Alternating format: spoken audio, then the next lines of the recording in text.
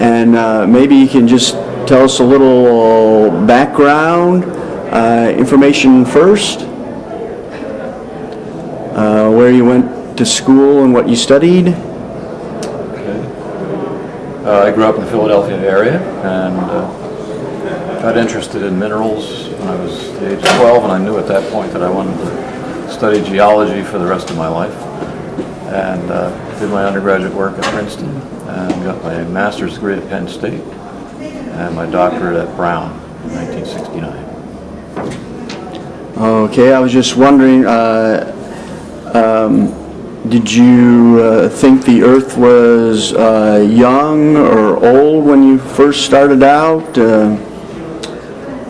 Well, my father was an Old Testament theologian and wrote a great deal on Genesis himself.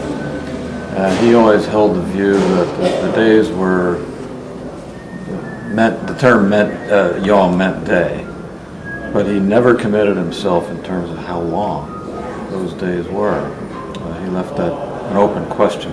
I have a feeling he might have thought they were just regular days, but he never committed to that in writing. So that was the idea that the Earth was old was something I was very comfortable with from the beginning. And on top of that, there was the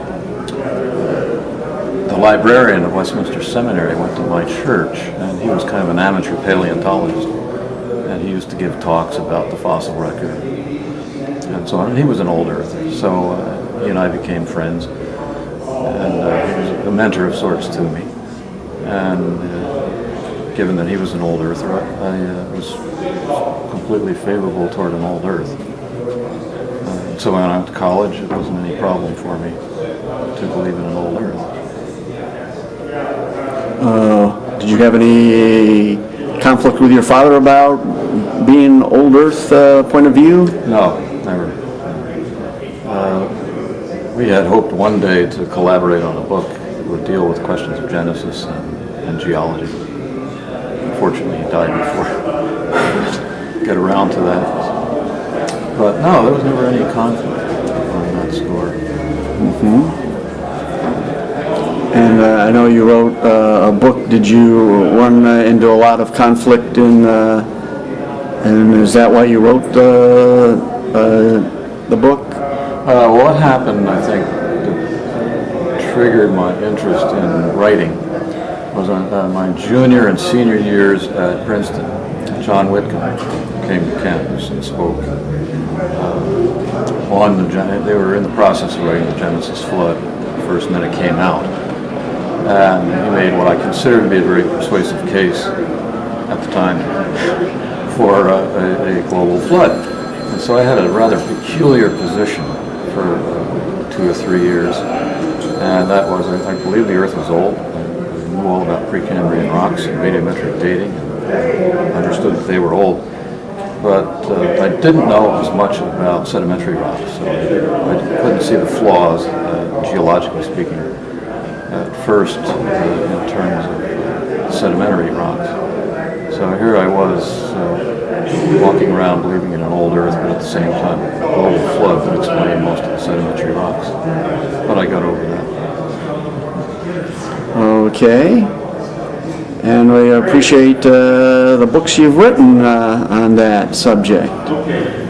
Okay, any other comments you'd like to make about it? Or? Well, I guess to follow up on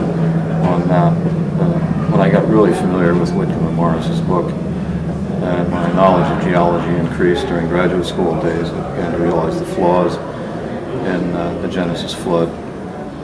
I was concerned that this was the kind of geological science that the evangelical world was being exposed to, so I decided I was going to write a book about it. So that resulted in my first book, Creation and the Flood, back in 1977, I think it was. And that got followed by Christianity and the Age of the Earth in 1982, and I kept on writing things. Most recently, 2008, The Bible, Rocks, and Time, which is kind of an expanded version of Christianity and the Age of the Earth. Twice as big, and hopefully twice as good. Okay, well, very good. Any other comments you'd like to make on it? Or? Is there any more questions? Okay, well, thank you very much. That was very interesting.